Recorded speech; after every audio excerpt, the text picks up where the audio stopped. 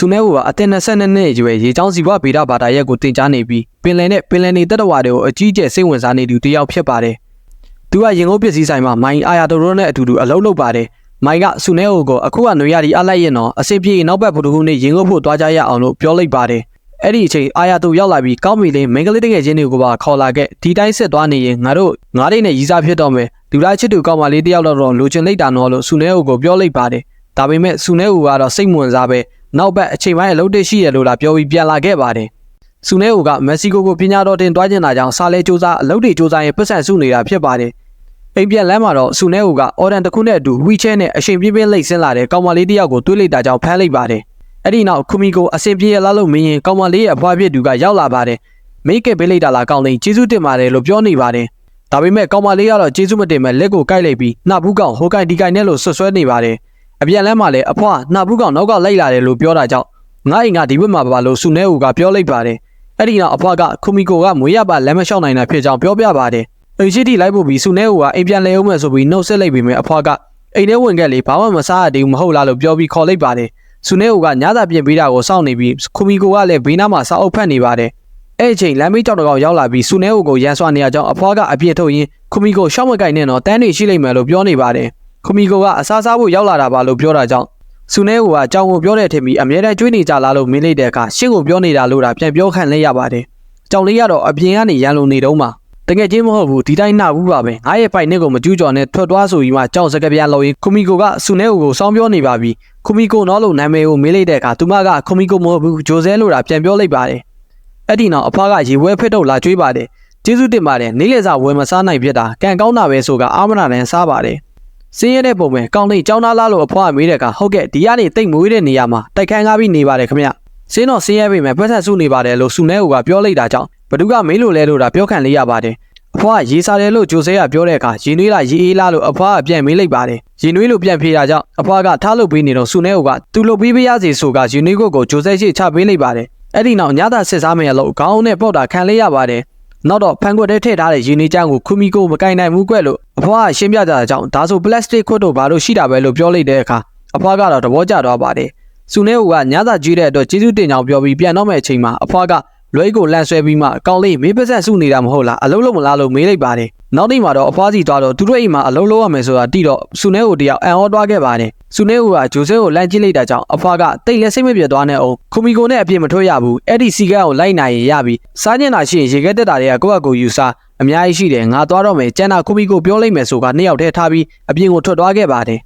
အဲ့ဒီနောက်သူမပဲလဲပြီးဂျိုအန်မလားလို့မခေါ်လိုက်တာကြောင့်ဂျိုဆဲပါဆိုလို့ပြောပြီးအခန်းထဲဝင်သွားခဲ့ပါတယ်ပြီးတော့လူသားရဲ့ဘယ်လောက်ထိခံနိုင်ရရှိမလဲသိကျင်လို့ဆိုပြီးဆူနဲဟိုကိုအကြာကြီးဒူးတော့ထားခိုင်းပါတယ်နောက်တဲ့ဖျားဘွားအကွက်တွေရေးလိုက်ဘယ်နှကွက်ရှိလဲသိကျင်လို့အိတ်တောင်မပြောဘူးဆိုကဒုက္ခပြီးပြန်ပါတယ်နောက်နေ့တွေမှာလည်းကလိုပါရဲ့ဆယ်ရွတ်စုပြီးဆူတောင်းရင်ဆူတောင်းပြည့်တယ်ဆိုကအရွတ်တွေကူကိုက်ပြီးတနေ့တစ်မျိုးမရိုးအောင်လှုပ်ခိုင်းနေပါတယ်နေ့လေကင်းလေးတစ်ခုမှာတော့ဂျိုဆဲတယောက်ရေရောက်မြို့တော်မှာပင်လယ်နေတတဝါတွေနဲ့ကူးကန့်နေတဲ့အိမ်မက်လေးကိုမက်ကောင်းနေတော့အဖွားဖြစ်သူရောက်လာတာကြောင့်နိုးသွားခဲ့ပါတယ်အဖွားဖြစ်သူကိုအပြင်ထုတ်ချင်တယ်လို့ပူဇော်ပေမဲ့အရင်တစ်ခါလိုအန်နေဖြစ်မှာဆိုလို့နေကိုနေစောက်ရှောက်နိုင်လို့လားနားထောင်အဖြစ်လောကမှာကြောက်စရာတွေအဖြစ်ပဲဆိုပြီးအဖွားကပြောပါတယ်ကြောင်လေးကိုကြည့်ရင်နင်ကတော့ကောင်းလိုက်တာတွားချင်းတဲ့နေရာတွားလို့ရတယ်ဆိုပြီးတကိုယ်တည်းပြောနေပါတယ်ညနေပိုင်းမှာတော့ဆူနဲကိုရောက်လာခဲ့ပါတယ်အဲ့ဒီနောက်ဂျိုဆဲရဲ့အခန်းရှိမှရပ်ပြီးပြောစရာရှိလို့ငါအလုပ်ထွက်တော့မယ်ဆိုပြီးပြောလိုက်ပေမဲ့အခန်းထဲကတော့ဘာတုတ်ပြန်မှုမှမရှိတာကြောင့်အခန်းတကားကိုဖွင့်လိုက်တဲ့အချိန်မှာတော့ပင်လယ်ပုံတွေငါးပုံတွေအိမ်မက်တဲကရေအောင်မြို့နယ်တွေရေးဆဲထားတဲ့ပကြီးကားတွေကိုဒါတွေးလိုက်ရပါတယ်ဆူနဲကိုလည်းတဲ့အတော်နဲ့စိတ်ဝင်စားကြည့်နေတော့အပြင်ကနေခူမီကိုဆိုပြီးအော်ခေါ်နေတဲ့အဖွားရဲ့အတန်ကိုကြားလိုက်တာကြောင့်ပြေးထွက်လာခဲ့ပါတယ်အဖွားစီရောက်တဲ့အချိန်မှာတော့ဂျိုဆဲတယောက်တည်းအပြင်ကိုထွက်သွားခဲ့တယ်ဆိုတာကိုသိလိုက်ရပါတယ်အဲ့ဒီနောက်ရထားလမ်းစီကိုတက်တည်ဖို့သွားနေတဲ့ဂျိုဆဲကိုတွေးလိုက်ရပြီးအချိန်မီသားစီးနိုင်လိုက်ပါတယ်အိမ်ကိုပြန်ပို့ဖို့လုပ်နေတဲ့အချိန်မှာဂျိုဆဲကပင်လယ်ကြီးကိုခေါ်သွားပေးပါမဟုတ်ရင်ငါရဲ့ဘက်တွေကိုကိုက်နေလို့ပြောပြီးအလုပ်ပြောအောင်လုပ်ပြမယ်လို့ဆူနဲဟိုကိုချိန်ချောက်လိုက်ပါတယ်အစကတည်းကအလုပ်ထွက်ကြောင်လာပြောတဲ့ဆူနဲဟိုကလည်းလှုပ်ရှင်တာလို့ပြန်တော့မယ်လို့ပြောပြီးလက်ထွက်သွားခဲ့ပါတယ်ဒါပေမဲ့သူ့လိုပင်လယ်ကြီးကိုချစ်မြတ်နိုးတဲ့တနာစရာကောင်းမလေးတယောက်ကိုတယောက်တည်းမထားရနိုင်တာကြောင့်အပိုကြီးတော့ပေးရမယ်ဆိုကလိုက်ဖို့ပေးခဲ့ပါတယ်ရထားလက်မှတ်ဝယ်ဖို့ဂျိုဆဲကိုတယောက်တည်းထားခဲ့ပြီးအဖွားစီကိုဂျိုဆဲကိုပြန်တွေးရဖြစ်ကြောင်းဖုန်းလမ်းဆက်လိုက်ပါတယ်ရထားပေါ်မှာတော့ဂျိုဆဲအခန်းထဲကပုံနေကြောင်းပြောနေတာကြောင့်အခန်းထဲခိုးဝယ်တယ်ဆိုတာကိုသိသွားခဲ့ပါတယ်ဂျိုဆဲကအစီကံအများမတမယာနဲ့လို့ပြောတာကြောင့်ဆူနဲကိုလည်းအစီကံဆိုပြီးထပ်တူရွတ်လိုက်မိပါတယ်ဟုတ်တယ်ဒီနေ့ကစပြီးနေကငါ့ရဲ့အစီကံပဲလို့ပြောလိုက်ပါတယ်အဲ့ဒီနောက်သူတို့နှစ်ယောက်ပင်လယ်ကြီးစီကိုရောက်လာခဲ့ပြီးပင်လယ်ကိုမြင်မြင်ချင်းဂျိုဆဲလည်းရှေ့ကိုဝီချဲနဲ့တယောက်တည်းဆက်သွားခဲ့ပါတယ်တဲပေါ်မှာဖြစ်နေလို့ရှေ့ဆက်မသွားနိုင်ပဲလဲကျသွားခဲ့ပါတယ်အကြောင်းကတော့ဂျိုဆဲကပင်လယ်ရဲ့အရာတာကိုတီးကျင်တာမလို့ပါ ငယ်တော့ကဖခင်ဖြစ်သူကပင်လယ်စီကိုတစ်ခါခေါ်လာပေးခဲ့ပြီးပင်လယ်ရေရဲ့အရာတာကိုမေးခဲ့ပါတယ်လိုင်းလုံးတွေကိုကြောက်တာကြောင့်အနာမကက်ရဲဖြစ်ခဲ့တာကြောင့်ပင်လယ်ရေရဲ့အရာတာကိုလည်းမတိခဲ့ပါဘူးဖခင်ဖြစ်သူကလည်းအပြေကိုမပြောပြပဲဆုံးသွားခဲ့တာကြောင့်စာအုပ်တွေဖတ်ပြီးတော့ငန်းနေဆိုတာကိုတိပေမဲ့ကိုယ်တိုင်တိကျင်နေတယ်လို့ပြောပါတယ်အဲ့ဒီနောက်ဆူနေဦးကခါအောင်မှပြီးထမ်းလိုက်တာကြောင့်ဂျိုဆဲကနှဘူးကောင်ဘာလို့တာလဲအောက်ချပေးလို့ပြောနေပေမဲ့ဆူနေဦးကတော့ကိုယ်တိုင်အတိပြုချင်တာမဟုတ်လားလို့တာပြန်ပြောခဲ့ပါတယ်လိုင်းလေးတွေကမျက်နှာကိုလာစေချိန်မှာတော့ရှာနဲ့ရစ်ကြည့်လိုက်ပါတယ်တကယ်ငန်းတာပဲဘာလို့ဒီလောက်ငန်းတာလဲဆိုတာကလေးတယောက်လိုဆူနေဦးရဲ့အပေါ်မှာပျော်ရွှင်နေပါတယ်နေရာလာပင်လေကန်းတဲ့နဘေးမှာတညနေလိုပျော်ရွှင်ကြည်နူးပြီးအိမ်ပြန်မှရောက်မှာတော့အဖွားကဆူနေဦးကိုအပြစ်မထွက်ရဘူးဆိုတဲ့စာကိုလက်ညှိုးတိုးပြီးပြောတော့ချစ်ချင်းပြန်လာခဲ့မယ်ဆိုနောက်တစ်ခါဆိုအလုံးထုတ်ပြီးပဲဆိုကဘိုက်ကောက်ကိုလိန်ဆွဲရင်ပြောလိုက်ပါတယ်အဖွားအိမ်ထဲဝင်သွားတဲ့အချိန်မှာတော့စကားနောက်ထောင်စွာပဲဂျိုဆဲကိုတခြားသွားခြင်းနေရာရှိသေးလားလို့မေးလိုက်ပါတယ်။ထို့အခါဂျိုဆဲကလည်းအဖွားကနေကတနာရနေ3နာရီထိတရေအိတ်ကြောင်တိုးတိုးလေးကပြောလိုက်ပါတယ်။နောက်နေ့အဖွားအိတ်နေတဲ့အချိန်ကိုစောင့်ပြီးနှစ်ယောက်သားမြို့ထဲထွက်ပြီးမှုန်စားကြပါတယ်။နေတိုင်းရုပ်ရှင်ကြီးပန်းညံသွားတဲ့နှစ်ယောက်သားပျော်ရွှင်နေကြပါတယ်။တနေ့မှာတော့ဆူနေကိုတယောက်ဂျိုဆဲကိုစာကြည့်တဲ့ကိုခေါ်သွားခဲ့ပါတယ်။ဂျိုဆဲတယောက်တော့စောက်တွေကြည့်ရင်စိတ်လှရှားနေခဲ့ပါတယ်။စောက်တော့ကိုစိတ်ဝင်စားဖတ်နေတော့ဂျိုဆဲဆိုပြီးဆူနေကိုကခေါ်လိုက်တာကြောင့်မျက်နှာချင်းနေပြီးရှစ်တွေးထော်ရခဲ့ပြီးဘဒူလဲလို့ငါးစီကန်လေးပါလားလို့ပြောလိုက်ပါတယ်။ဂျိုဆဲကစောက်ကိုပေးကတွားငားလာခဲ့လို့ပြောလိုက်ပေမဲ့သူ့မှာစာကြည့်လိုက်ကမရှိရကြောင်းကိုယ်တိုင်တွားလိုက်ရပါတယ်။စာကြည့်လိုက်မူတွေကပထမဆုံးအချိန်ငားလာလားဆိုတော့ဂျိုဆဲတယောက်ခေါင်းနာငိမ့်လိုက်ပါတယ်။ဖောင်ပြေခိုင်းပြီးတိုက်တဲ့ဆရာရေးဆရာချင်းတူတာကြောင့်စောက်ကိုကြောင်းနေပြောနေတော့ဆူနေကိုရောက်လာပြီး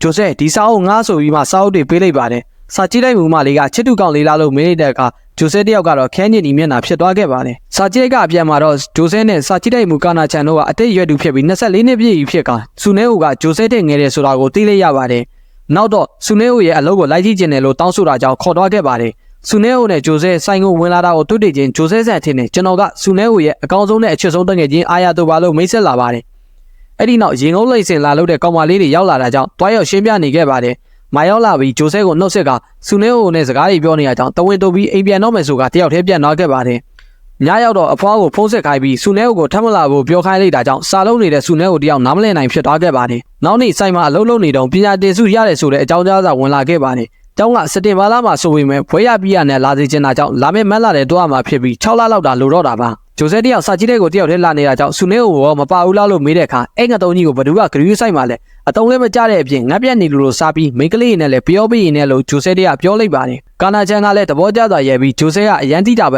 ဲလို့ပြောလိုက်ပါတယ်။အဲ့ဒီနောက်ကလေးတယောက်ရောက်လာပြီးစာအုပ်ဖတ်ပြဖို့ကာနာချန်ကိုလာတောင်းဆိုခဲ့ပါတယ်။အရင်တုန်းကကလေးတွေကိုစာအုပ်ဖတ်ပြနေကြဝန်ထမ်းတယောက်ရှိပြီးအလုပ်ထွက်သွားကြောင်းဂျိုဆဲကိုရှင်းပြပြီးကလေးကိုတောင်းပန်နေပါတယ်လို့ပြောကထွက်သွားခဲ့ပါတယ်။ကလေးကဂျိုဆဲစီထက်လာပြီးဖတ်ပြပါလားလို့ပြောတဲ့အခါရီတူမလေးဆိုတဲ့ပုံမြင်ကိုဖတ်ပြလိုက်ပါတယ်။သူပုံမြင်ဖက်ပြတာကောင်းတာကြောင့်စာအုပ်မဆုံးခင်မှာကလေးအလုံးထွက်သွားကြပြီးကလေးမလေးတယောက်တာကြံမာတော့တယ်။နောက်နေ့မှာတော့ဂျိုဆေးပကြီးဆွဲနေတော့ဆူနဲကိုရောက်လာပါတယ်။ပြန်တော့နင်းလုံငတုံးမျိုးမလိုချင်ဘူးလို့ပြောပေမဲ့အခန်းထဲဝင်လာပြီးမိတွေပိတ်လိုက်ပါတယ်။ငါးပုံစံမင်းရင်လေးကိုထွန်းကဂျိုဆေးရှိကိုရောက်လာခဲ့ပါတယ်။ဂျိုဆေးတယောက်သဘောကျပြီးနင်းလုံထားလာအစီကန်လေးလို့မင်းလိုက်တဲ့အခါမင်းရဲ့အစီကန်လေးကမင်းတို့လုပ်ပေးထားတာပါလို့ဆူနဲကိုကပြန်ပြောလိုက်ပါတယ်။ဒါကြောင့်အဲ့လောက်ကြီးရဆိုတာလို့ဂျိုဆေးကပြောတာကြောင့်နှစ်ယောက်သားရေမိုးရင်အစီပြေသွားခဲ့ပါတယ်။မိကရုတ်တရက်ပြတ်မိတ်သွားပြီးလင်းလာတဲ့အခါမှာတော့အကြည့်ချင်းဆုပ်ပြီးနှကန်းပပလေးကနန်းတော့မလို့နဲ့ခေါင်းထဲတာစောင့်ပြီးဂျိုဆဲတယောက်ကြောပေးကရှစ်တွေးတွေဖြာနေခဲ့ပါတယ်။နောက်နေ့မနေ့မှာတော့ဂျိုဆဲတယောက်အလှတွေပြင်းနေရကြောင်းအဖွားဖြစ်သူကပါဇက်ဟောင်းသားဖြစ်သွားပါတယ်။အဲ့ဒီနောက်ဆူနေဦးကရောက်လာပြီးလာခေါ်တဲ့အခါအဖွားကတားဆီးဖို့ကြိုးစားပေမဲ့ဂျိုဆဲကတော့အဖွားလောကကြီးကအဲ့လောက်ကြီးကြောက်စရာမကောင်းပါဘူးလို့ပြောပြီးထွက်သွားခဲ့ပါတယ်။အဖွားကတော့တပွားကြောက်တာရေမော်ရေကြံနေခဲ့ပါတယ်။သူတို့နှစ်ယောက်တလိษံဦးရင်ကိုတွားပြီးကြားကိုအတူတူကြည့်ခဲ့ကြပါတယ်။ညနေပိုင်းမှာတော့ဂျိုဆဲတယောက်သူကပကြီးဆရာမဖြစ်ချင်ကြောင်းဆူနေဦးကိုပြောပြီးပြန်လာခဲ့ကြပါတယ်။မကြခင်မှာပဲအဖွားဖြစ်သူကနှလုံးရောဂါကြောင့်ဆုံးမလာပါခဲ့ပြီးဂျိုဆဲတယောက်လည်းကြံနေခဲ့ပါပြီ။ဆူနေဦးလည်းတငယ်ချင်းနဲ့ရင်ငုပ်သွားရင်စိတ်တွေကသူမစီပဲရောက်နေတာကြောင့်အဆင်ပြေမှုမရှိခဲ့ပါဘူး။အဖွားဆုံးကြီးမကြခင်မှာပဲအင်းနီနာချင်းတွေကရက်ကုလူကြီးကိုဆက်သွယ်ခဲ့တာကြောင့်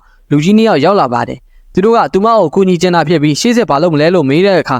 ဂျိုဆဲကပကြီးဆွဲကျင်တယ်လို့ပြန်ဖြေခဲ့ပါတယ်။အိမ်မက်တွေရှိတာကောင်းပြီးအိမ်မက်ကအိမ်မက်လက်တွေကလက်တွေဖြစ်ပြီးအလိုလိုက်မဲ့အဖွားလည်းဖြစ်သူမရှိတော့တာကြောင့်အလုရှာဖို့တာပျော်ပြီးပြန်သွားခဲ့ပါတယ်။ဂျိုဆဲတယောက်ရေကန်လေးပထပေးမှာအသွေးများနေပြီးဝီချဲကိုလှည့်ပြီးအိမ်ပြန်ဖို့လုပ်တဲ့အချိန်မှာတော့ဘင်းကတရားအဆင်းနဲ့တိုက်ပြီးလဲမလို့ဖြစ်သွားခဲ့ပါတယ်။မိုင်ကရောက်လာပြီးထိမ့်ပေးလို့တာအဆင်ပြေသွားခဲ့တာပါ။အဲ့ဒီနောက်မိုင်ကဆူနဲဟိုကသူ့ရဲ့အိမ်မက်တွေအတွက်စပိန်စကားလေးလာပြီးရှေ့မက်လက်ကြရင်မက်ဆီကိုပညာတော်တင်သွားမှဖြစ်တာကြောင့်သူ့ကိုလွတ်ပေးလိုက်ပါတော့ဆိုပြီးဂျိုဆဲကိုပြောလာပါတယ်။ပညာတော်တင်ဆိုတဲ့စကားကိုဂျိုဆဲကြတော့အန်ဟောသွားတာကြောင့်ဆူနဲဟိုကမပြောထားဘူးဆိုတာကိုသိလိုက်ရပါတယ်။ဆူနဲဟိုကစာတင်ခန်းထဲမှာလည်းအိုင်ယိုနီကလွတ်ပြတ်နေတော့မှညနေပိုင်းမှာတော့ဆူနဲဟိုတယောက်ငါးကိတ်တွေဝယ်လာပြီးအိမ်ကိုရောက်လာပါတယ်။ဂျိုဆဲကိုမတွေ့ရကြောင်းအခန်းထဲဝင်လိုက်တဲ့အချိန်မှာတော့သူမရဲ့ပကြီးတွေမရှိတော့ဘူးဆိုတာကိုတွေးလိုက်ရပါတယ်။အဲ့ဒီအချိန်ဂျိုဆဲကနောက်ကရောက်လာခဲ့ပါတယ်။ ပုံနေကောလို့မေးတဲ့အခါနှုတ်ပြလိုက်ပြီးနင်းနဲ့မဆိုင်ပါဘူးကိစ္စမရှိရင်ပြန်တော့ဆိုပြီးပြောလာပါတယ်သူမကရေဒီယိုဖုန်းကိုကြိုးစားပေမဲ့ဖြစ်နေတာကြောင့်ဆူနဲကိုကပြင်ပေးမယ်ဆိုပြီးဘေးနောက်မှာထိုင်လို့ပေးနေပါတယ်ပင်လယ်ကြီးစီကိုတွားခြင်းနဲ့အစိကန်ဒါနင်းရဲ့နောက်ဆုံးအလုပ်ပဲလို့ပြောပြီးလိုက်ဖို့ခိုင်းပါတယ်အစင်မပြေမှုတွေဒုက္ခတွေကြောင့်ပင်လယ်ကိုတွားရတလန်းလုံးတိတ်ဆိတ်နေပြီ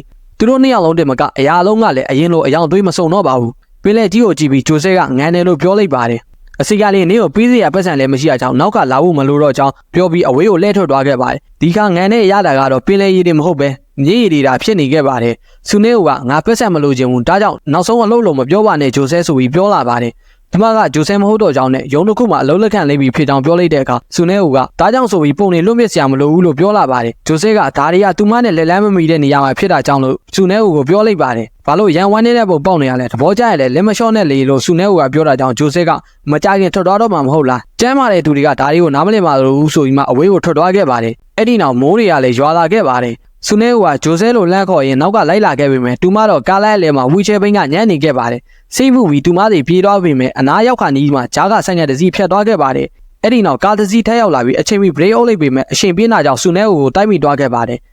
ဆေးရုံမှာတော့ဆူနေကိုတယောက်အတက်ရနေရမစိုးရင်ရပေမဲ့ခြေထောက်ရိုးကျိုးသွားပြီးစတီယိုးထည့်ထားရကြောင်းနဲ့2လလောက်အချိန်ယူရမည်ဖြစ်ပြီးအရင်လိုလမ်းပြည့်လျှောက်ဖို့နဲ့ပြေးဖို့ကခက်ခဲမိဖြစ်ကြောင်းဆရာဝန်ကရှင်းပြလာပါတယ်ပြန်ကောင်းနိုင်လားလို့ဆူနေကမေးလိုက်တဲ့အခါဒီရမှာတော့မတိကျဘူးလို့ဒါဆရာဝန်ကပြောပြပါတယ်ညဘက်မှာတော့နှစ်ယောက်သားအသွေးကိုစီနဲ့အိပ်မပြောနိုင်ဖြစ်နေပါတယ်နောက်နေ့မှာတော့ဆရာဝန်ကခြေထောက်ကိုလာစစ်ဆေးပေးနေပြီးတက်တာလာရင်ပြန်လေကုစားရေးခန်းကိုရွှေပေးမယ်လို့ပြောနေတဲ့အချိန်ဆူနေကိုကြိုက်တဲ့ဖူတင်းတွေဝယ်လာပြီးမိုင်ရောက်လာပါတယ်အဲ့ဒီနောက်မိုင်ကဆူနေကိုအပြင်ခေါ်ထုတ်သွားပေးခဲ့ပြီးနားထောင်ပေးမှာဖို့စိတ်ထဲရှိသမျှရင်ဖွင့်လို့ရတယ်လို့ပြောခဲ့ပါတယ်ဆူနေကမက္ကဆီကိုကိုပညာတော်တဲ့တွားဖို့ကစပိန်စကားတွေရောကဘာမှအရေးမပါတော့ကြောင်းနဲ့ကိုလိုချင်တဲ့အရာစီလည်းမမိနိုင်တာဘယ်တော့ကြောက်စရာကောင်းကြောင်းပြောလာပါတယ်အဲ့ဒီနောက်မိုင်ကဆူနေကိုချစ်တဲ့အကြောင်းတွေဖွင့်ပြောလိုက်ပါတယ်ညနေပိုင်းမှာတော့မိုင်ကဂျိုဆဲအိတ်ချီတွားပြီးမှဆူနေကနိုင်ငံခြားတွားဖို့လက်လျှော့လိုက်ပြီးဖြစ်ကြောင်းနဲ့ပင်နေကြီးเจ้าမိတွားလာအောင်သူမကလိုအပ်တာတွေအကုန်ဖြည့်ဆည်းပေးမှဆိုပြီးဂျိုဆဲကိုပြောခဲ့ပါတယ်ဂျိုဆဲကလည်းသူမကမိုင်လောက်ဆူနေကိုအကြောင်းမသိပေမဲ့ဆူနေကိုပေါ်ထားတဲ့ခံစားချက်တွေကတော့မိုင်းထက်တာရလို့ပြောလာပါတယ်အဲ့ဒီနောက်မိုင်းထွက်သွားပြီးဂျိုဆဲကလည်း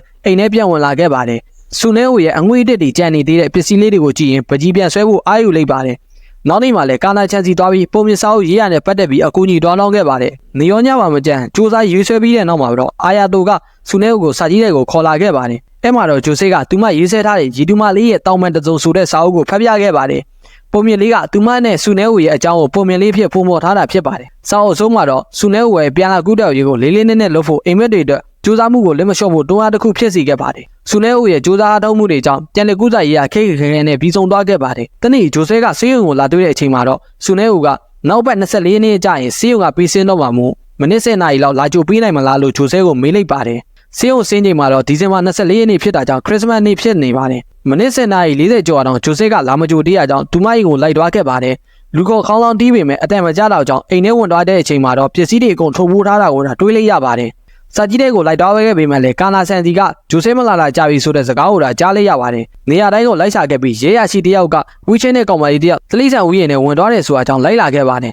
နင်းနေပေါ်ကဝီချဲဘိန်းရတွေပေါ်မှာကလေးတွေစော့နေရတွေ့တော့ဘိန်းရအတိုင်းလိုက်လာခဲ့ပါတယ်ဂျိုဆေကတော့လမ်းဖြတ်ကူးနေတော့လူတယောက်နဲ့တိုက်မိပြီးလမ်းဆင်းကနေလိမ့်ဆင်းသွားခဲ့ပါတယ်ဂျိုဆဲတယောက်လွတ်မြတ်သွားချိန်မှာတော့ဂျိုဆဲလိုလန့်ခေါ်ရင်ဆူနဲကိုဖမ်းလိုက်ပါတယ်သူမကိုကယ်လိုက်တာဆူနဲကိုဖြစ်နေတာတိတော့ဂျိုဆဲတယောက်အံ့ဩသွားခဲ့ပါတယ်ဆူနဲကိုဘာလို့ထွက်သွားရလဲလို့မေးတဲ့အခါရုပ်ပြပကြီးဆီယာမဖြစ်အောင်လုပ်တော့မယ်လို့ဆုံးဖြတ်လိုက်ပြီးဖြစ်ကြောင်းနဲ့ကိုချတော့ပေါ်ကိုရက်တီချင်ပြီးနောက်ကနေပတ်မိုးပေးတာလုံလောက်ပြီလို့ဂျိုဆဲကပြန်ဖြေလိုက်ပါတယ်ထိုအခါဆူနဲကဂျိုဆဲအတွက်မဟုတ်ပဲသူကိုယ်တိုင်ကဂျိုဆဲရဲ့အစိကံဖြစ်ချင်တာလို့ပြောပြီးဂျိုဆဲကိုချစ်တယ်လို့ယင်ထဲကခံစားချက်တွေကိုဝန်ခံလိုက်ပါတယ်ဂျိုဆဲကလည်းအစိကံကိုချစ်တယ်လို့ပြောကရင်ကုန်နဲ့တော့ကငုံနေခဲ့ပါတယ်အဲ့ဒီနောက်နှစ်ယောက်သားအနမ်းနေဖလှယ်ရင်ဇလန်းလေးလည်းပြီးဆုံးသွားခဲ့ပါတယ်